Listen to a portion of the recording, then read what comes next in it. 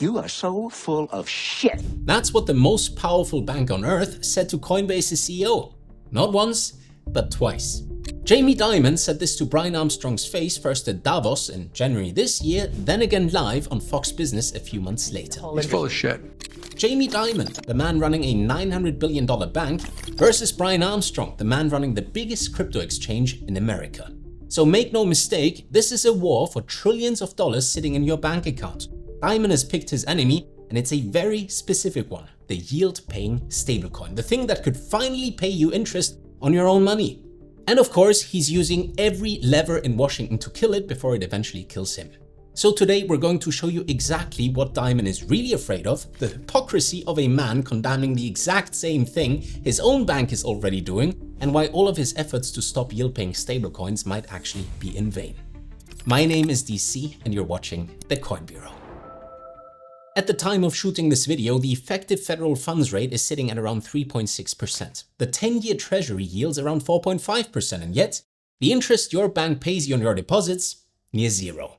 And this exact difference between what banks earn on your money and what they pay you for it is the single most profitable thing in modern finance. Now imagine a digital dollar that just hands 4% straight back to you. That's the ghost haunting Jamie Dimon, and it's exactly why he went to war. Which brings us to Dimon's major accusation here. On Fox Business, Dimon didn't mince his words. He said Armstrong was, quote, full of shit. Dimon argued the Clarity Act, quote, allows them to effectively pay interest on deposits, stablecoins, or something like that without protection that they should have. And then came the line that set the tone for everything. The banks will not accept it. When asked if he'd fight it, Dimon said, quote, no one's gonna bow down to this guy or that company. He even warned the whole system would eventually blow up if the bill passed as written. Now, Coinbase's response was pretty calm by comparison. Armstrong called the feud kind of sad. He mentioned that he was a little perplexed, but still had a lot of respect for Dimon. He even posted an AI meme of the two of them as rival hockey players. But underneath the politeness, Coinbase's real argument hit like a hammer. Through Armstrong and policy chief Faryar Shirzad, the message was that the banks are simply trying to ban their competition. And then Ripple's Brad Garlinghouse piled on. On June 11th, he said Dimon is trying to protect and dig a deeper moat around a business that is extremely profitable for them. And this raises the question, exactly how profitable? Garlinghouse pointed at JPMorgan's payment business, roughly $20 billion in annual revenue and about $5 billion in profit. And that, in all likelihood, is what this is really about. This is a pure turf war. But of course, Dimon doesn't say it's a turf war. He has an official story and it sounds very responsible indeed. So let's consider that for a second.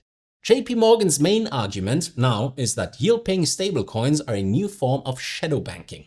And here's the logic behind that, according to the bankers. If a crypto platform pays you a return on the dollars you park with it, then it's functionally acting like a bank taking deposits. But it doesn't carry any of the burdens a real bank carries. FDIC insurance, capital requirements, liquidity rules, anti-money laundering obligations, and so on. JPMorgan says these companies want the deposit business without the deposit rules. Their position is that stablecoins used purely for payments are fine.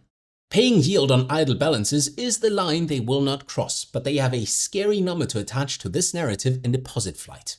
Bank of America CEO Brian Moynihan warned that up to $6 trillion, around 35% of all bank deposits, could walk out of the door if yield-bearing stablecoins are allowed. The Community Bankers Association warned of a $1.3 trillion drain from small banks alone, cutting lending capacity by $850 billion. That sounds like a genuine systemic risk. But does the story stand up to scrutiny? Because the White House itself publicly took Dimon apart. Patrick Witt, the administration's executive director for digital assets, called Dimon's logic deliberately inaccurate.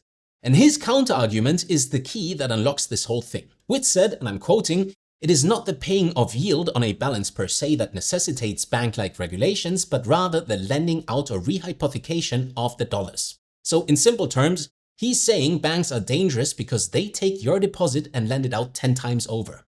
That's fractional reserve banking, and that's what causes bank runs. But stablecoin issuers legally can't do that. The Genius Act, the stablecoin law already passed back in 2025, explicitly forbids issuers from lending out their reserves. So the whole "it'll blow up like a bank" argument collapses because these things aren't structured like banks at all. The White House Council of Economic Advisors has even run some analysis on this. And they found that banning stablecoin yield entirely would increase bank lending by just $2.1 billion. That's a 0.02% increase in total credit. So a rounding error on a rounding error. And meanwhile, killing that yield would cost consumers an estimated $800 million in lost benefits. So this would protect the system by 0.02% while taking $800 million out of your pocket. Which brings us to the question Dimon really doesn't want you asking. If the systemic risk is basically zero, what is he truly afraid of? But before we get into that, you can probably tell at this stage that there is a lot to keep up with here, especially when parties are fighting over billions and billions of dollars. So if you're having trouble keeping track of everything that truly matters, don't worry, because we've made it a lot easier.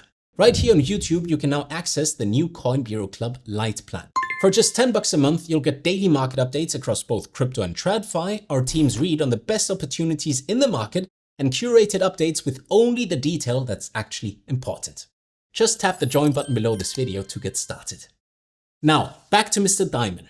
What is he actually afraid of here? If we can see that this isn't about systemic risk, well, then the answer is simple: competition. Banks, in large part, run on one big advantage. They pay you almost nothing for your deposits, then earn 4% or more, lending that same money out or parking it in treasuries.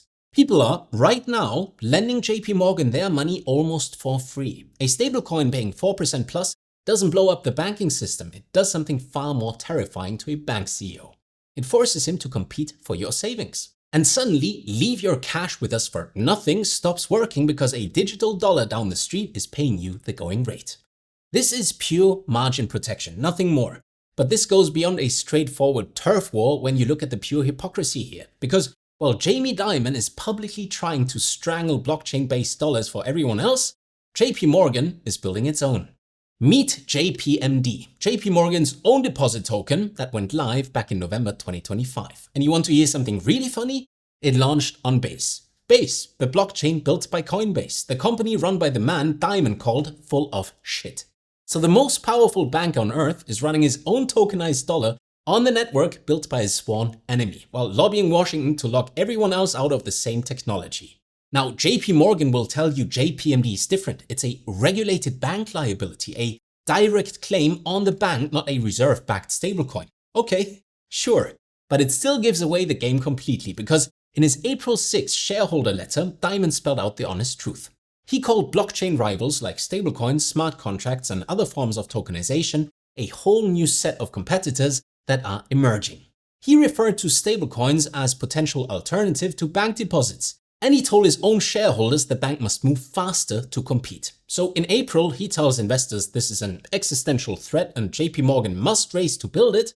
Weeks later, he's on TV calling the competition liars and lobbying to restrict it. His ultimate goal is to own the technology. And in that respect, there's one major battlefield: the Clarity Act. The bill has missed several informal deadlines floated by supporters as negotiations keep dragging on. Prediction markets now price its passage at roughly 40 to 55%, pretty much a coin flip. But there is one deadline that carries a lot of weight. August 7th, when the Senate is set to take its summer recess, is the critical deadline. Miss that window and the bill's odds of passing go downhill as Congress drowns in the defense bill and midterm campaigning. So how did a supposedly friendly bill get so stuck? 3 blockers. First, ethics provisions. Democrats demanding stricter rules on government officials profiting from crypto. Second, developer protections in Section 604, where law enforcement wanted to close enforcement gaps. And third, the one Dimon is personally fighting, stablecoin yield. And this is where it gets clever. Senators Tillis and also Brooks brokered a compromise. It bans passive rewards, yield that's economically equivalent to bank interest paid just for holding the coin, but it allows activity-based rewards.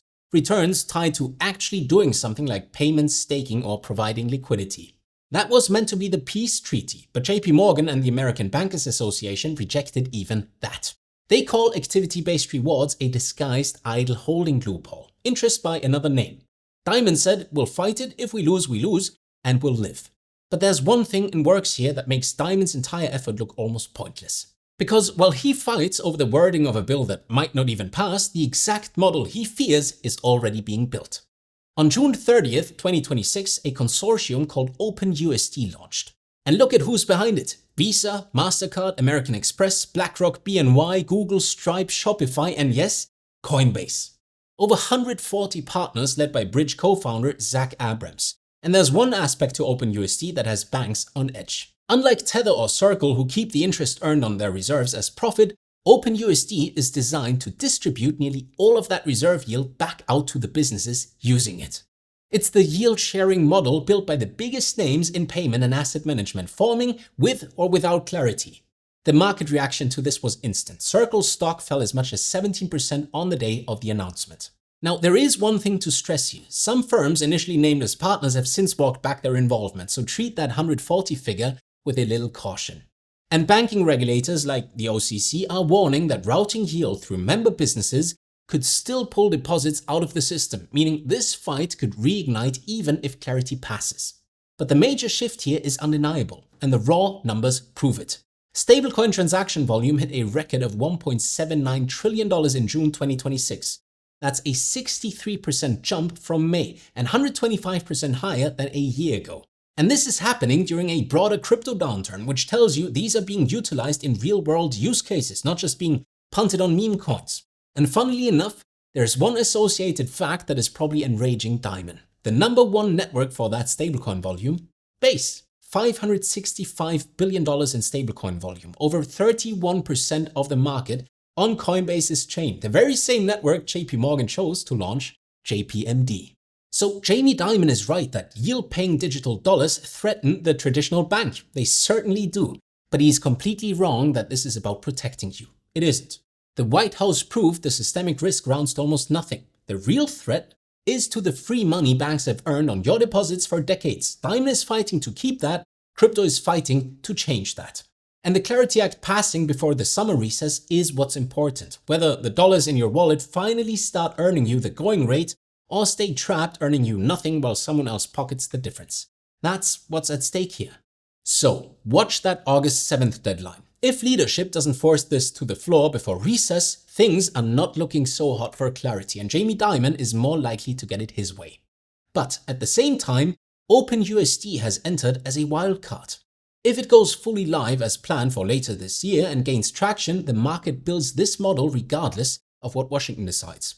That will tell us whether Dimon's war was ever winnable in the first place. So what do you think? Is Jamie Dimon protecting you and the financial system from a reckless new form of shadow banking that could blow up your deposits? Or is the most powerful bank on earth simply protecting a $5 billion profit engine, weaponizing Washington to ban the competition while building the same product? Please get highly opinionated in the comments section below. And if you want to understand the stablecoin law that started this entire fight, the Genius Act, then definitely check out our full breakdown right over here. Thank you all so much for watching, and I'll see you again very soon. This is DC, signing